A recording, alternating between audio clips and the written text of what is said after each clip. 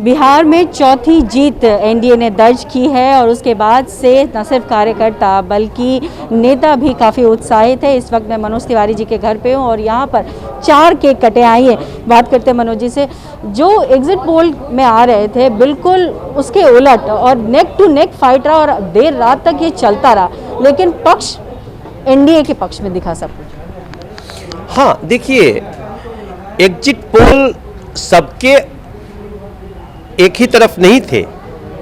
कई exit poll, जैसे मैं एबीपी सी वोटर्स देख रहा था, उसने तो कहा था कि 4 से 128 तक आ सकती है एनडीए। उन्होंने आरजेडी को भी लगभग 4-5 सीटों का एज दिया था।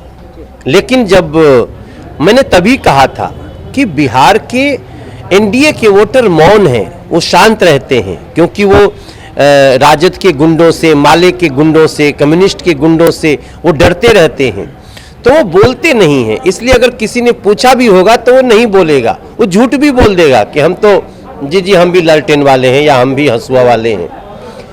तो अगर एबीपी सी वोटर या कोई भी अगर क्लोज भी दिखा रहा है तो हम पक्का जीतने जा रहे हैं, और मेरा विश्वास बिल्कुल सही हुआ। और मैं समझता हूँ इस चुनाव में कई समीक्षा करनी पड़ेगी।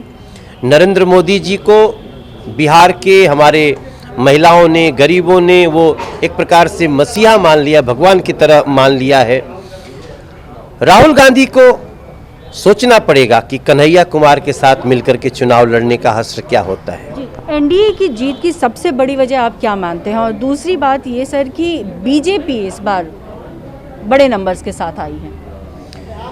देखिए, एनडीए का जोड़ बहुत ही मजबूत है और छोटी मोटी कभी भविष्य पीछे भूतकाल में जो गलतियां हुई होंगी दोनों तरफ से, कभी सिंगल जाने का या ऐसे करने का, उसका भी लोगों ने स्वाद चख लिया है। और आज भले ही नीतीश कुमार जी की पार्टी हमारे एनडीए की बड़ा दल न हो, लेकिन वो हमारे बड़े भाई हैं बिहार में, और नीतीश कुमार जी मुख्यमंत्री होंगे। जी, जिस तरीके से हम देखें कि कांग्रेस को काफ़ी कम नंबर आए जबकि इतने सीटों पे वो लड़ी है, तो क्या आप मानते हैं कि राजद को जिस तरीके से स्वर उठ रहा है कि राजद को कहीं ना कहीं पीछे धकेलने में कांग्रेस का हाथ है? 100%। मैंने तो पहले भी बोला था कि राजद अगर बिना कांग्रेस या माले के लड़ती तो इससे तो बेहतर ही करती। बिहार तो हो गया, बंगाल लगता है दीदी को परास्त कर पाएंगे? नहीं, कोई सामान्य तौर पे नहीं, बहुत बड़ी जीत होगी। दीदी की सरकार बहुत अलोकप्रिय हो गई है।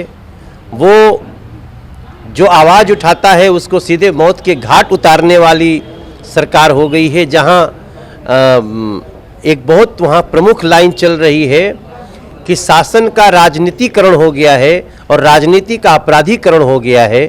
अब बंगाल अपनी संस्कृति संस्कार के लिए आगे बढ़ेगा, कमल को चुनेगा, और निश्चित रूप से नरेंद्र मोदी जी के इस सबका साथ सबका विकास का बड़ा स्वरूप बंगाल देखेगा। जी, बहुत शुक्रिया हमसे बात करने के लिए। तो बिहार की जीत के बाद अब जो एक कदम बढ़ेंगे वो बंगाल की तरफ बढ़ेंगे, और जिस तरीके से उत्साह और एक कहीं ना कहीं जो कार्यकर्ता हैं, जो नेता हैं, उनके अंदर एक बूस्टअप दिख रहा है, वो कहीं ना कहीं इनका कहना है कि वो बंगाल में भी नजर आएगा। कैमरा पर्सन अविनाश कुमार के साथ पल्लवी झा, दिल्ली न्यूज़ 24।